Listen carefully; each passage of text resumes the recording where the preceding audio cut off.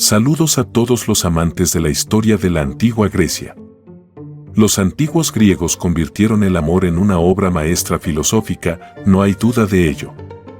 Imagina un mundo donde las fronteras entre la pasión y la contemplación profunda se desvanecen, donde las conversaciones sobre el deseo se convierten en temas de discusión intelectual. Los antiguos griegos no solo experimentaban el amor, sino que lo elevaron al nivel del discurso filosófico. ¿Qué dirías si te cuento que su comprensión de la pasión y el deseo todavía resuena a través del tiempo, esperando ser redescubierta? Hoy nos embarcamos en un viaje hacia el provocador mundo de la sexualidad en la antigua Grecia, una fascinante aventura donde la filosofía se encuentra con la pasión y los dioses se entrelazan con los mortales. Abróchense los cinturones, porque vamos a desvelar los cautivadores misterios del sexo y el amor en la antigua Grecia. La antigua Grecia es conocida como la cuna de la civilización porque nos dio la filosofía, la medicina, la democracia y mucho más. Su principal ciudad-estado era Atenas. El siglo de oro de Atenas fue el siglo V a.C., cuando la ciudad prosperaba y se fortalecía. Fue en ese tiempo cuando el filósofo Sócrates enseñaba y el incomparable Fidias supervisaba la construcción de la Acrópolis con el Partenón.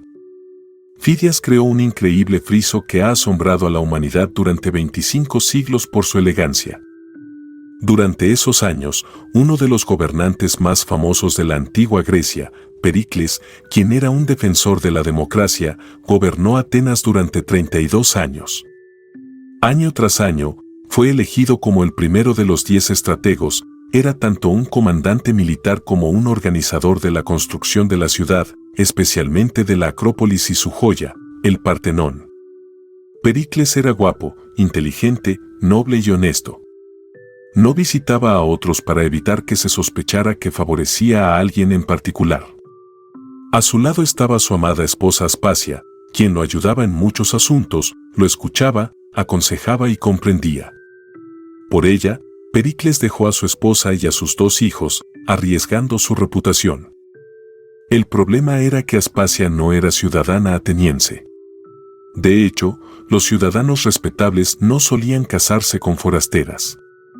Además, ella era una hetaira, lo que podría traducirse como cortesana. Una primera dama de los estratos más bajos de la sociedad, algo impensable.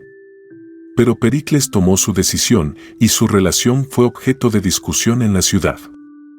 Antes de adentrarnos en el tema del sexo en la antigua Grecia, debo decir que el erotismo era una parte esencial de la vida griega. El erotismo estaba presente no solo en la vida cotidiana, en las calles de las ciudades había estatuas de Hermes con falos, llamadas hermas. Esto era parte de su religión, los dioses olímpicos a menudo sucumbían a la pasión, lo cual se reflejaba en el arte, la literatura, la vida pública y cívica, el entretenimiento, las festividades y, por supuesto, el teatro. Probablemente sepas que los actores llevaban máscaras diferentes, pero también a menudo se ponían enormes falos de cuero para provocar risa. Aristóteles escribió que la comedia surgió gracias a las procesiones fálicas que eran parte de las festividades en honor a Dionisio, el dios del vino, durante las cuales se llevaban enormes falos y se entregaban al desenfreno. En cuanto al amor, en el panteón griego, Afrodita era la diosa responsable. En el siglo IV a.C. fue dividida en 2 aspectos, Afrodita Urania, diosa del amor celestial y elevado, y Afrodita Pandemos, responsable del amor terrenal, físico y especialmente de la prostitución. El amor mercenario estaba muy extendido en la antigua Grecia. Ser esposa en la antigua Grecia era increíblemente aburrido. A Demóstenes se le atribuye la famosa frase, tenemos hetairas para el placer, concubinas para las necesidades diarias y esposas para tener hijos legítimos y cuidar de nuestros hogares. Las esposas griegas, en esencia, vivían recluidas. Tras el matrimonio, su vida se limitaba al cuidado de los hijos y el hogar. No eran elegidas por su belleza, sino por su capacidad de dar a luz a hijos sanos. Rara vez una esposa asistía a eventos, caminaba sola por las calles, hacía ejercicio o participaba en la política. Su mundo eran los niños y la casa. Cuando el esposo organizaba un banquete, la esposa debía permanecer en su parte de la casa y no mostrarse. Los griegos no veían problema en que los hombres tuvieran relaciones extramatrimoniales. Podían acostarse con esclavas, hetaidas e incluso con jóvenes muchachos, esa era la costumbre. Sin embargo, esto no significa que las relaciones entre esposo y esposa fueran malas. El matrimonio era visto como un deber hacia los dioses, y los hijos eran la garantía de la continuidad de la familia y el Estado. Es interesante notar que los griegos observaban que las mujeres envejecían antes que los hombres, por lo que las jóvenes se casaban tan pronto como alcanzaban la madurez sexual, mientras que los hombres se casaban alrededor de los 30 años. Los compromisos y matrimonios en Atenas eran bastante tradicionales, acordaban el matrimonio, celebraban la boda, y listo. Pero en Esparta existía una curiosa costumbre, el pseudo-rapto. Los padres de la novia sabían de esto, pero todo ocurría como si fuera un secuestro. La novia era recibida por otra mujer, quien le cortaba el cabello corto, la vestía con una capa masculina y la dejaba sola en una habitación oscura sobre un lecho de hojas. El novio llegaba, sobrio, la levantaba y la llevaba a su lecho para consumar el matrimonio, y luego se marchaba. Esta práctica continuaba durante algún tiempo. El novio y la novia se encontraban en secreto para que nadie los viera juntos durante el día. Estos encuentros secretos continuaban incluso después de tener hijos. La razón era mantener la pasión en el matrimonio, lo que, según Plutarco, ayudaba a preservar la frescura de la relación. Los espartanos también podían prestar temporalmente a sus esposas a otros hombres y creían que con ellos engendrarían hijos más bellos y fuertes. Esto era importante para fortalecer al ejército espartano, ya que los espartanos eran, ante todo, guerreros. Ahora volvamos a Atenas. Como ya se mencionó, las esposas no asistían a los banquetes con los hombres. Sin embargo, con el tiempo, los hombres comenzaron a invitar a hetaidas para hacer la velada más amena. Las hetaidas eran la clase más alta de prostitutas y se diferenciaban de las mujeres comunes por su belleza, educación y capacidad para mantener conversaciones intelectuales. La época dorada de las hetaidas fue el siglo III a.C. Muchas hetaidas no eran simplemente esclavas, sino mujeres libres que trabajaban por cuenta propia. Tenían sus propios clientes, entre los que se encontraban gobernantes, generales y aristócratas. Las hetaidas se destacaban por su trato individual hacia cada hombre, con quienes a veces mantenían relaciones duraderas. Estas mujeres vivían en sus propias casas y algunas de ellas eran mantenidas completamente por sus amantes. Por cierto, me encontré con una lista de apodos cariñosos que los hombres griegos antiguos usaban para sus mujeres: uva, panal de miel, conejito, palomita, caracol, ranita e incluso mosca. Debo admitir que algunos de estos cumplidos suenan bastante extraños, pero al parecer los hombres los consideraban sinceramente apropiados. Otra observación interesante: los griegos antiguos sabían cómo mejorar la erección. Utilizaban afrodisíacos como cebolla, mejillones, cangrejos, caracoles, vino viejo, miel y huevos. El ritual matutino típico de una joven griega antigua incluía el cuidado de su apariencia. Por supuesto, se cepillaban los dientes, ya que era importante tener un aliento fresco.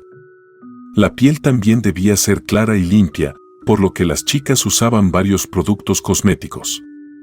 Por la mañana llegaba un séquito de sirvientas con frascos y tarros, polvo, rubor para las mejillas, pintura para las pestañas. Se prestaba especial atención al rizado del cabello, para ello utilizaban tenazas de hierro que calentaban a fuego lento. Cuando todos los rizos estaban cuidadosamente formados, ya podían vestirse. La ropa de las mujeres griegas antiguas era bastante reveladora. A menudo eran telas ligeras que casi no ocultaban nada. Las mujeres se ataban el pecho con cintas especiales y usaban sandalias coloridas en los pies. Las joyas también desempeñaban un papel importante: pendientes, brazaletes en las manos y los pies. La moda, por supuesto, cambiaba, pero las mujeres griegas siempre trataban de verse atractivas. De hecho, También se depilaban utilizando ceniza caliente, un proceso que ciertamente no era agradable. Las hetaidas eran consideradas las mujeres más bellas y elegantes de Grecia. Una de las más famosas fue Aspasia, la esposa de Pericles. No solo era atractiva, sino que también tenía un profundo conocimiento de la filosofía y era una oradora talentosa. Esto, por supuesto, atrajo a Pericles, ya que para un hombre educado como él, la conexión intelectual era tan importante como la física. Curiosamente, Aspasia no era de Atenas, sino de Mileto, lo que hacía que los habitantes locales la vieran como una extranjera e incluso una salvaje. No obstante, Pericles dejó a su primera esposa y se casó con Aspasia. Esto aumentó su influencia política, ya que participaba activamente en la vida de la ciudad y ayudaba a Pericles en la toma de decisiones. Cuando comenzó la guerra con Samos, los enemigos de Pericles rápidamente recordaron que Aspasia era originaria de Mileto y la acusaron de persuadir a Pericles para defender su ciudad natal. Sin embargo, la verdadera razón de la guerra era la necesidad de mantener la alianza marítima de los estados griegos. Algunos investigadores creen que la relación entre Pericles y Aspasia fue un cálculo político. Pero es difícil de creer, ya que ella no tenía ciudadanía y era una hetaida.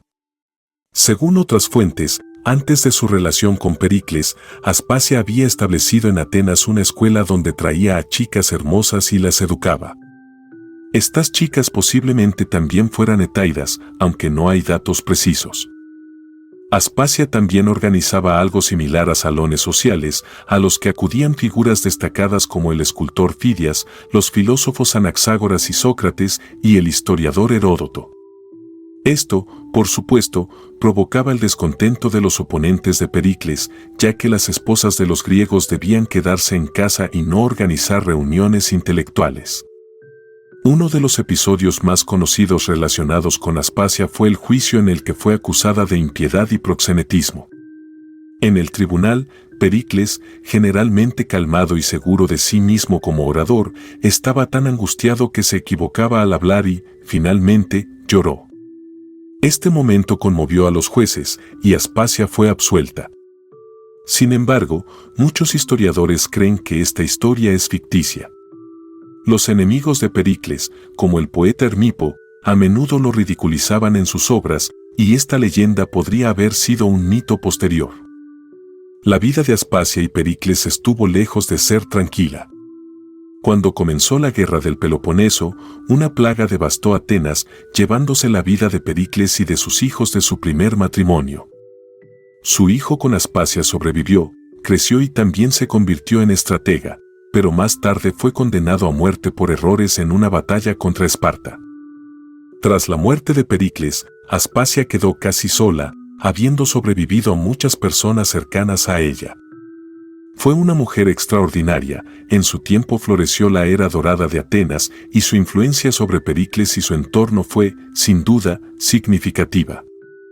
Esta época sentó las bases para muchos logros culturales y científicos que más tarde heredaron los romanos. 1000 años después, durante el Renacimiento, los valores clásicos despertaron de nuevo el interés por la belleza desnuda del cuerpo humano, que en la Edad Media era un tabú. Uno de los símbolos de este renacimiento fue la pintura de Sandro Botticelli El nacimiento de Venus, que muestra a la diosa del amor Afrodita emergiendo de la espuma del mar. El amor que personificaban las hetaidas y la propia Aspasia tal vez simbolizan esa chispa que inspiró el arte, la filosofía y la vida de la antigüedad. Si parafraseamos a Dostoyevsky, tal vez sea gracias al amor que el mundo se salva, aunque sea en una forma tan peculiar como en la antigua Grecia. Cabe destacar que los burdeles y el amor mercenario eran parte de la vida cotidiana. Corinto, una ciudad portuaria, era famosa por sus numerosos burdeles, y surgió el dicho, Corinto no está al alcance de todos, destacando el alto costo de los placeres locales. En Corinto también se encontraba el templo de Afrodita, donde servían muchas sacerdotisas, siempre dispuestas a ofrecer sus servicios. Además de las heteras de élite, en Grecia había prostitutas más accesibles que trabajaban por cuenta propia. Algunas mujeres caminaban por las calles con inscripciones en las suelas de sus zapatos que dejaban en el suelo las palabras, "Sígueme". De esta forma, los clientes potenciales sabían que se trataba de trabajadoras sexuales. La prostitución no se consideraba vergonzosa y las casas públicas eran algo común en las grandes ciudades, especialmente en los puertos y centros comerciales.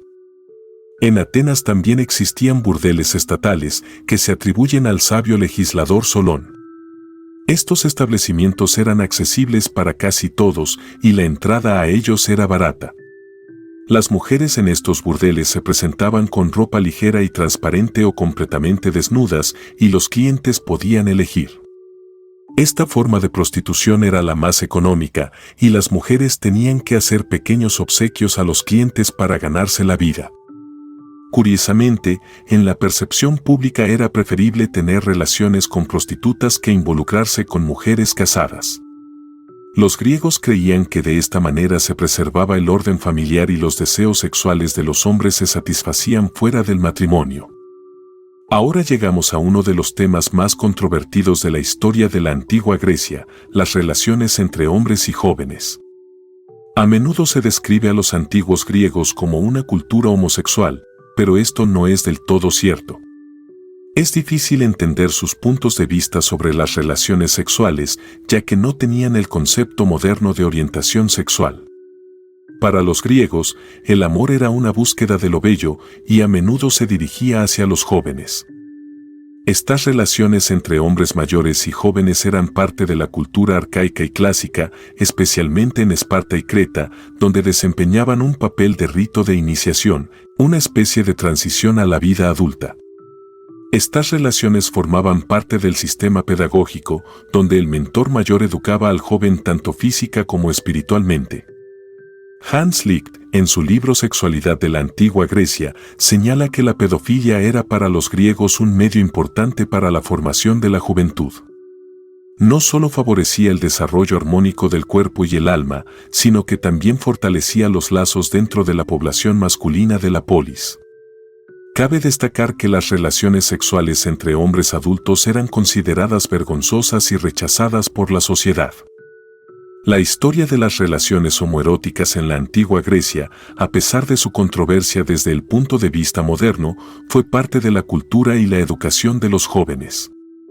Estas relaciones no solo se desarrollaban en Atenas, sino también en Esparta, donde jugaban un papel especial en la formación militar. Estos vínculos entre hombres mayores y jóvenes se consideraban una forma de transmisión de conocimientos, formación de coraje y virtud. Otro aspecto interesante de la cultura griega fue la influencia de estas relaciones en la vida política y social. Muchos jóvenes que participaron en tales relaciones más tarde ocuparon altos cargos públicos y continuaron manteniendo vínculos con sus mentores. Estas relaciones fortalecían la cohesión entre la población masculina de la polis, lo que también contribuía a la estabilidad política. Estas costumbres y puntos de vista, por supuesto, parecen extraños e inaceptables en la sociedad moderna, donde los derechos y las normas éticas son completamente diferentes. Hoy en día, las relaciones sexuales con menores están estrictamente prohibidas y son castigadas por la ley. Sin embargo, en la antigua Grecia, formaban parte de la estructura social y no provocaban el mismo rechazo que en el mundo moderno. Esta es una de esas características de la cultura griega que nos sorprende por su singularidad y contradicción. Es interesante que estas relaciones no implicaran violencia física o coerción. Si el joven o su padre se oponían a las relaciones con algún hombre, éste simplemente se retiraba. Estas conexiones duraban hasta que el joven alcanzaba la mayoría de edad y se casaba. Después de eso, las relaciones se rompían y el hombre seguía con su vida familiar tradicional. Sin embargo, las relaciones sexuales entre hombres adultos no eran aprobadas por la sociedad griega. Se consideraban depravadas y la sociedad griega las condenaba. Los griegos admiraban la belleza del cuerpo humano desnudo, especialmente el masculino. Los jóvenes pasaban 3/4 partes del día en baños, gimnasios y campos deportivos, donde podían verse desnudos. Incluso en la pintura de cerámica griega, los hombres jóvenes eran representados con mayor frecuencia que las mujeres. Muchas inscripciones en las vasijas decían, hermoso, lo que subraya la atención especial a la belleza juvenil. Volvamos a Pericles y Aspasia. Tuvieron 2 hijas y un hijo, a quien llamaron Pericles en honor a su padre. Sin embargo, según las leyes de Atenas, los hijos de Aspasia no podían obtener la ciudadanía, ya que ella no era ciudadana de la ciudad.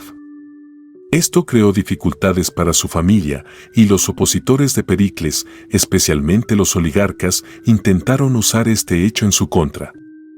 Comenzaron con acusaciones contra el escultor Fidias, que trabajaba en la Acrópolis y el Partenón. Un largo juicio contra Fidias fue solo la primera parte de los ataques a Pericles y su círculo cercano. La siguiente en la mira fue Aspasia. Fue acusada de impiedad y proxenetismo, lo cual se consideraba un crimen grave en la Atenas de esa época. El poeta Hermipo, un opositor acérrimo de Pericles, fue el principal acusador en el juicio. Intentó presentar a Aspasia como una mujer que violaba las normas morales y religiosas de la sociedad. Sin embargo, Pericles salió en defensa de su esposa, aunque normalmente no intervenía en tales asuntos. Durante el juicio, estaba inusualmente nervioso e incluso lloró, lo que conmovió a los jueces. A pesar de la presión, Aspasia fue absuelta. Esta historia, aunque dramática, puede ser un mito que se formó más tarde entre el pueblo. Hermipo era conocido por sus obras satíricas que ridiculizaban a Pericles, y el juicio de Aspasia pudo haber sido fruto de su imaginación. Sin embargo, su vida no se hizo más fácil después de esto. Comenzó la Guerra del Peloponeso, un periodo difícil para Atenas. La ciudad se debilitó y en ese momento fue azotada por una plaga que se cobró muchas vidas, incluida la de Pericles y sus hijos de su primer matrimonio. El único hijo en común de Pericles y Aspasia sobrevivió, pero su destino también fue trágico.